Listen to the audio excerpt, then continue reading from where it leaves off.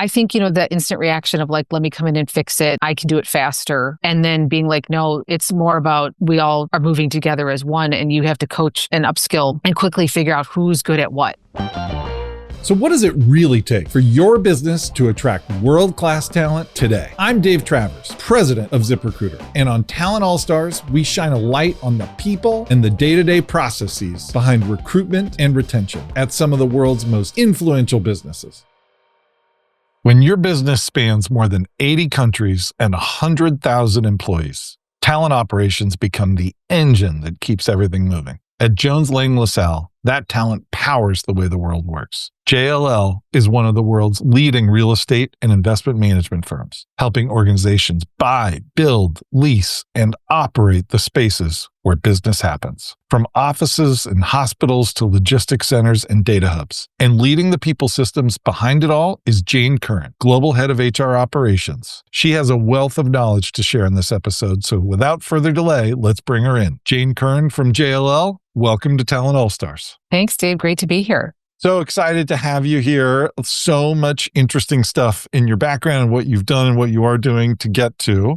But before we get to all that today, I want to start out with earlier in your career, as specific as you can think of. When was the moment when you started to think like, hey, this talent thing, this recruiting thing might really be for me? This might not be just my current job. I could make a career and a calling out of this. Yeah. And I guess I find myself unique in that, like, I knew I wanted to do this during college. So I was fortunate enough. I went to the University of Wisconsin and I had an internship at the hospital and in the HR department. And that was my goal, but it worked. And then shocking enough, they're like, where should we put this intern? And they gave me to the nurse recruiter, which is fascinating to me because even today, we still can't find nurses. And this was, more than 20 years ago. And I just loved it. I was like the pace, the energy, the need. And nursing is certainly different from what I do today. I mean, it is life and death. So you're really, really, really trying to match people's careers with needs of a hospital. And I don't know, I was hooked. I loved that process. Getting to know people, understanding what would work for them, what would work for the hospital, and just doing that constant matching and then keeping in touch, right? Every time you made a connection, it was like, well, don't lose the connection because that connection can come up again. So yeah, I would say early on, and then I just continued to parlay that throughout my career. But I really did know early on that recruiting and HR was for me. That's awesome. That feeling of making a connection between a person and the job that they want and would be a great fit for is a great feeling. So I think so many of us who've been involved in this industry in some way or another have experienced that. There's no amount of that feeling that is too much, I would say. But along the way, you became not just somebody who was working in recruiting, you started to lead teams and then teams of teams. How did that come about and how did that change your day-to-day? And when did you realize like maybe just being the person shepherding the whole process and making each individual offer and each individual person connect to their next opportunity wasn't just for you, but leading teams of people that do that? How did that come about? I think I'm really curious and I love whatever business I was in. I wanted to understand the commercial aspect of it. So I just think everything, you'd master a certain type of role and then it'd be like, okay, well, what's next? Or you'd make another connection with a more senior leader and you'd be like, well, how can I support them? So it just was very natural. I think my complexity just kept getting bigger and the regions kept getting larger. And honestly, I never have said no to a manager. If they saw something in me, I was never like, not now, I'm not ready. I just scared myself. I'm like, well, if they think I can do it, well, then I better go give it a try. So I guess for me, I didn't have some like, by this age, I have to be this level, making this amount of money. I've never worried about that my entire career. I just follow the work. I do great work and the opportunities are plentiful. So that's really what I try to coach my team too, is it's just like, do good work.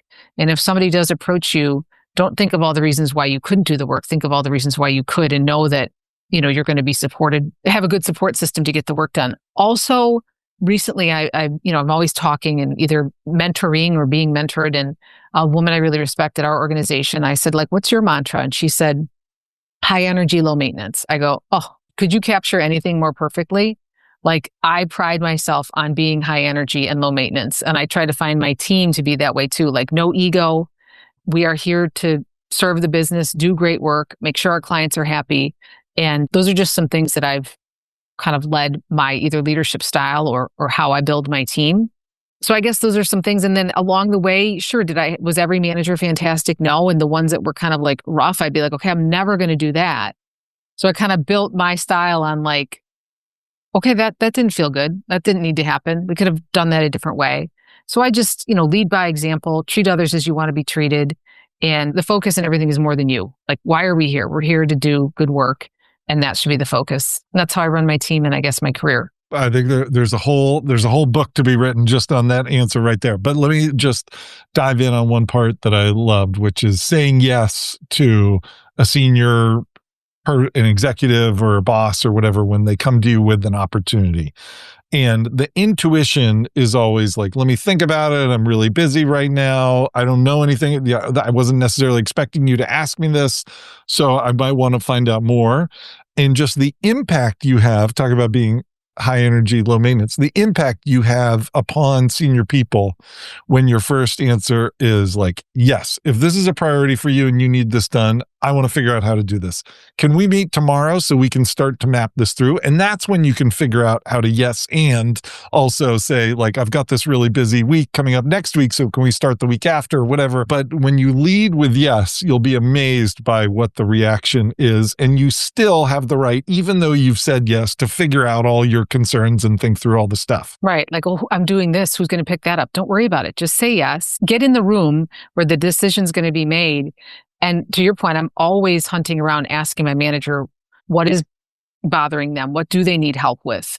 Early in my career, if I could get what I needed done on my agenda quick, I'd always be like, do you need help with anything? How can I help you? And that's when things came. But yeah. And then you start this kind of like back and forth that they know you're always open. You're always like, I am ambitious. I do want to do more. And I'm more likely to say, yes, how can I help than, I'm not the person for you. So yeah, it's just, I don't know, it works. I try to coach my team to be that like open and vulnerable and like let things come your way. And it's a good way to get work done. It is. It creates incredible reciprocity with senior people where they feel like, oh, wow, Jane, Dave, whomever is this person who, when I need something, they're there for me. So now that Jane needs a letter of recommendation or a reference for this internal promotion or whatever it is, like, of course I'm going to do it. Okay, so now, but let's talk about leadership specifically because that is so different. You talked about some of your frameworks that you use, but it is such a different thing to drive teams to perform than it is to be a top performer yourself. What were the challenges and the gratifying parts and also the parts that were difficult as you got into that? Like, what was the transition like when all of a sudden now, instead of being the one who just gets the job done, now you're the one who has to help this team get the job done? How did that work? The need to be a coach. And at JLL, we're all player coaches. Rarely are you just sitting on top of a team. You have a skill that you're also leveraging. I think, the instant reaction of like, let me come in and fix it. I can do it faster. And then being like, no, it's more about we all are moving together as one and you have to coach and upskill and quickly figure out who's good at what. So that like not everyone's going to be good at everything, but I know they're good at this. And just knowing your team and knowing, okay, if I need to get this done, they're going to pick that up. And I guess I just know how to like put teams together, connect the dots quickly, who's good at what, how much work can we intake, and then get it into the right bucket so that nobody's feeling overwhelmed. But then I do think the biggest thing in leadership is you have to say no a lot, learning how to say no. You're saying no a lot more than you're saying yes. You become very unpopular at times, but that's your job, right? Sometimes I equate being a good parent to being a good leader because I'm like, that's my job at home too at times, is to tell everybody no, and here's why. So I just think that constant coaching and teaching and upskilling. And then if people need to fail on some things, it's okay. Let that be a lesson. Let that be a learning experience. And maybe we didn't deliver to the client as we needed to, but we picked up, we learned, and we moved on. So I just think as a leader, you have to, it's not all roses. It's not all perfect, but how do you keep everybody moving in the right direction to meet the client's needs, to move at pace, but knowing that like, there's going to be some stumbles, but don't overreact, make it a safe space. And that's how I've learned. When I've had the best managers, they've let me fail, but they didn't make it like the end of the story. They're just like, okay, figure it out. Don't do that again. And we'll move on. I love that. So I think this failing thing is very difficult because a lot of people are uncomfortable with the notion that failing is part of the process, and it never gets easier, but it is a critical step. And the problem is the alternative to failing isn't succeeding. The alternative is being stuck and doing nothing. And so if you rid yourself of the delusion that success comes by avoiding failure, but rather failure comes as the predicate to success, and you have to walk through that difficult moment. And as a leader, it's one thing to embrace that as an individual. It's another thing to coax leaders, as a leader, coaxing your team into realizing it's a safe thing to do, to say, hey, I thought I could take on all 5 of these wrecks at the same time. This is a disaster, or whatever the case may be. And saying, thank you so much for coming forward to me and letting me know that. How do you get your team to embrace that and creating that safe space, as you put it? I think another thing is just reminding everyone, everything's fixable. Nothing that we're doing, we can't undo or fix or change. So I really try to get people to live on the edge, be curious, try something new, a new product, a new process, a new whatever. And if it breaks, it breaks. We'll fix it. But don't stop trying out new things or doing something different or taking a manager down a new path because you're like, I really think this could be a new avenue for us to be successful for this job type. And if it bombs, okay, fine, tried it, move on. But I think just this, everything's fixable. Don't ever get caught in a panic that we can't undo something. Could it be painful? Could it have been less painful? Sure. But I don't care. Let's work it out. When everything's fixable, then it's okay to bring the things that need to be fixed out into the light. Like the temptation to sweep it under the rug. If it's fixable, why not, say, hey, everybody, we have this thing I broke, how do we fix it now?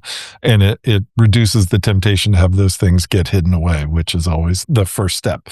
Okay, so one of the things in terms of fixing things today, one of the things that enables us to fix things is technology. And so you're at this company that is embracing technology at JLL.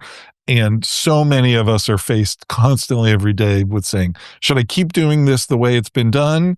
Should I improve it with some better human process, or should I apply technology and totally rework how that process is going? How are you guys approaching that? You have a huge, massive global team, well over 100,000 people, I think, all over the place. How in your leadership role, how do you even philosophically approach in this world where we're being bombarded with the potential for new AI and other technology solutions? How do you even approach, where do I start? Which things do I choose to use technology for? I think I've gotten a lot smarter in the last probably 3 to 5 years in this space. Because at first, when I maybe was early on in leadership roles, you have all these vendors coming at you so often in recruitment. And if you start to listen to all of them, it can get pretty dangerous. So I think I've become a better buyer of technology, and then also reflecting, well, can we build this? Do we need to buy? And then more recently, as some of our vendors have become more relevant, well, do I need all these point solutions, or can I stick with an enterprise that can do more? So I think it's just taking your time to listen and understand, but also I want to be the driver of change. I don't want to ever have somebody come in and tell me you have to disrupt your whole function because it's too big and it isn't innovative. I'm like, no, we're going to disrupt and we're going to be innovative, because that's where I want to be, in the room where it happens. So we do have a centralized AI team. I do know who they are. We do talk on a regular basis. I have an amazing tech partner. And I would say together with her, we're charting the future and deciding who to partner with to build, buy, borrow. What are we going to do with our tech stack? So I just feel really lucky to be in an organization that it's a people business, right? We provide commercial real estate to owners and occupiers through technology, but also through people. So it's just constantly learning. I'm listening to podcasts like yours, listening to other podcasts, reading. I have my own network. When you're kind of is this real or not real?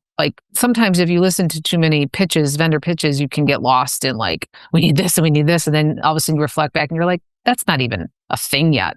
They're not selling you something that's even been proven. So I just think I've gotten a lot smarter, and then realized how important it is, if it is something that has legs and we should invest in, writing a really strong business case, being very commercial. No one's just going to give me investment dollars, be like, oh, that sounds interesting. Sure. How much do you need to do that? No, I mean, I'm proving myself every day, every hour. What have you delivered? How have you delivered? How did that investment pan out? And then through good buys and bad buys along the last couple of years, if it didn't work, well, then I switch and I reinvest what I did write a business case for a new business case for something that is more contemporary, more relevant, what we need.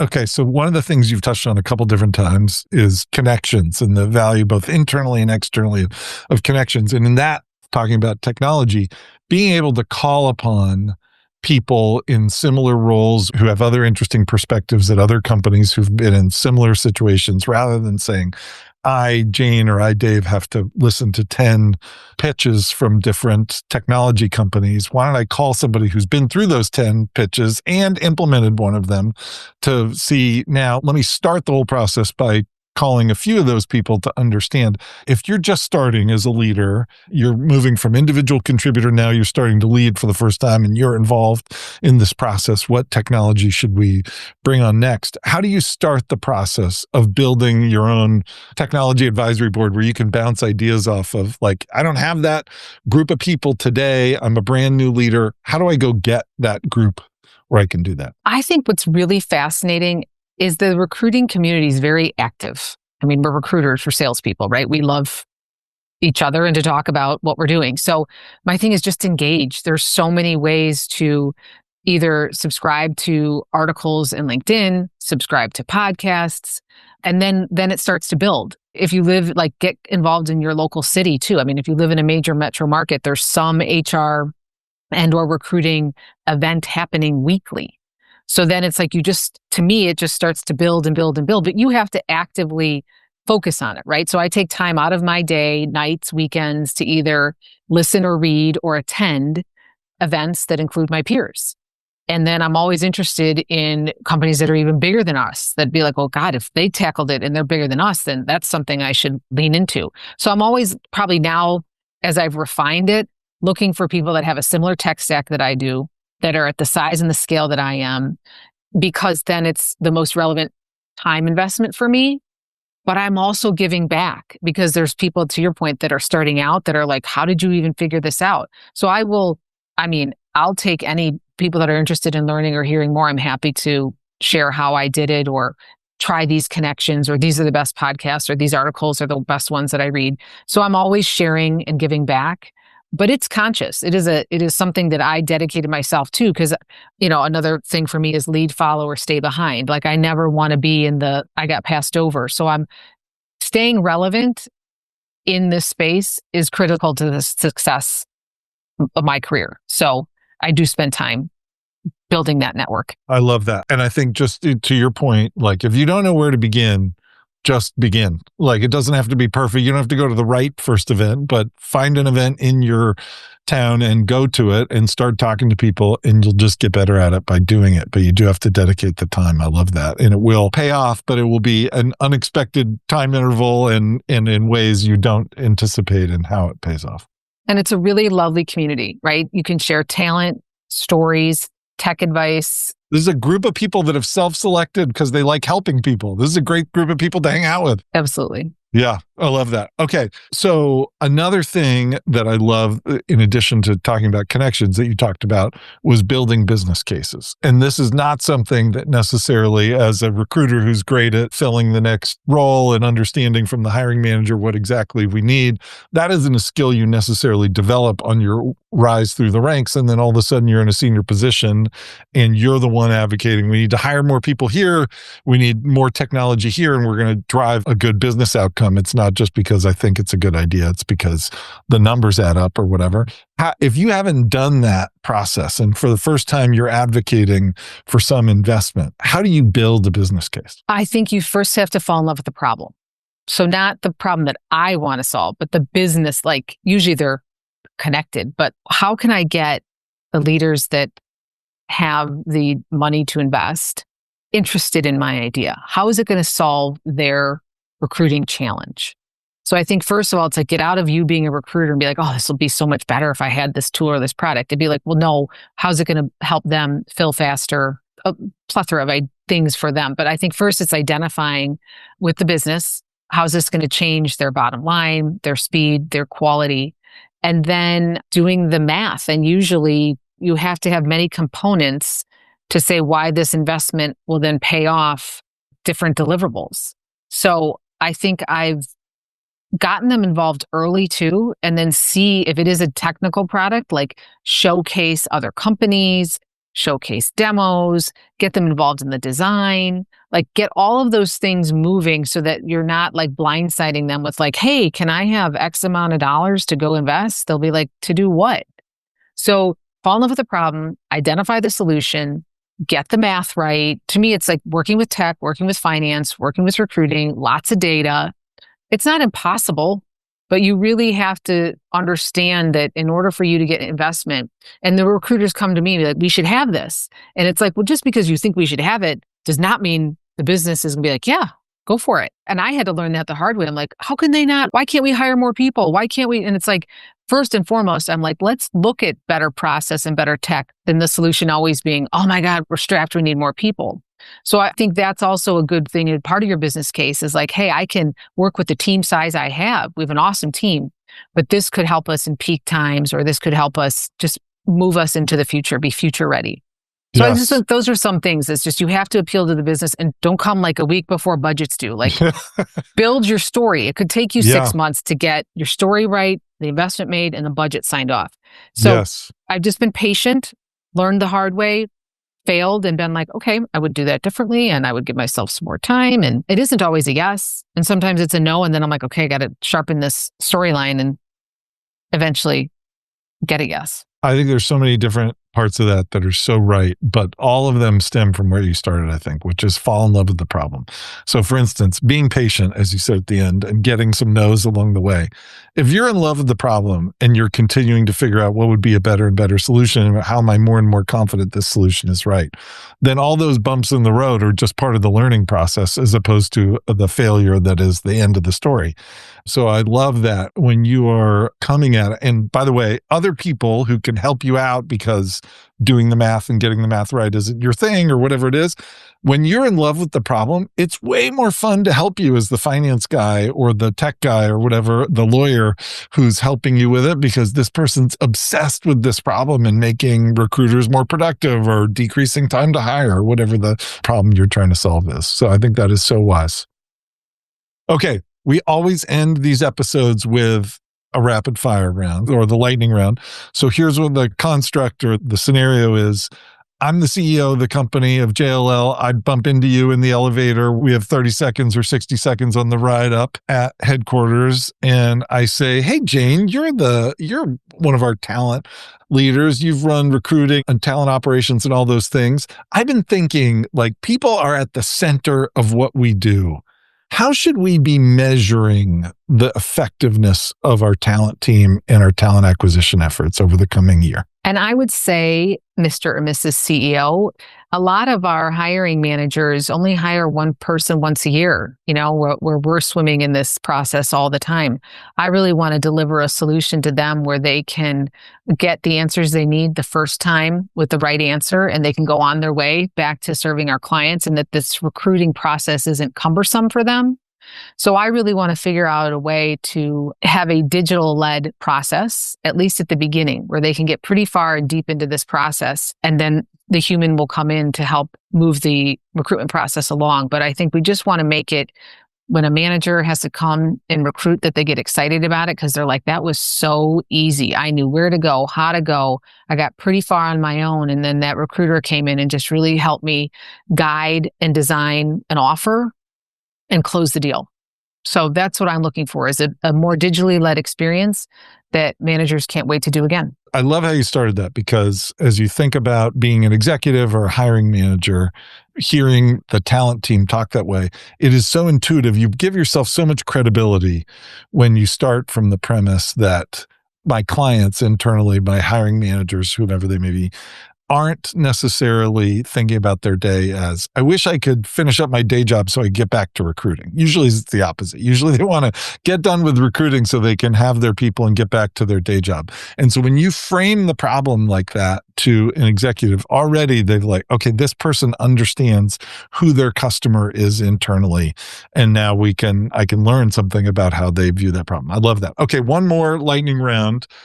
Same scenario. Madam CEO comes in the elevator and says, hey, Jane, you're a talent expert on our team. I spend tons of time interviewing people for internal stuff, to be board members, to, get all sorts of different scenarios where I'm assessing people in formal and informal interviews.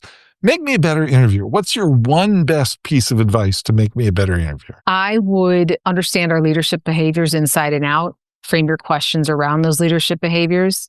And if you're doing a panel of interviews, try to do them tightly, meaning like, if possible, try to do them in the same day, back to back, and make sure you ask the same questions of those candidates. There's many, many assessment tools out there, but I think the best assessment tool is repeat questions to the candidates to make sure that you can kind of understand who nailed it, like who answered that question the best, because you need something comparable throughout. So I just think like really get in tune with what are the leadership behaviors that your organization drives and delivers, and make sure that you have really closely scripted questions that can assess that, and then make sure you ask them of each candidate. So smart. Jane Curran, it is so clear why you're a talent all-star. Thanks so much for taking the time with us today. Thanks, Dave.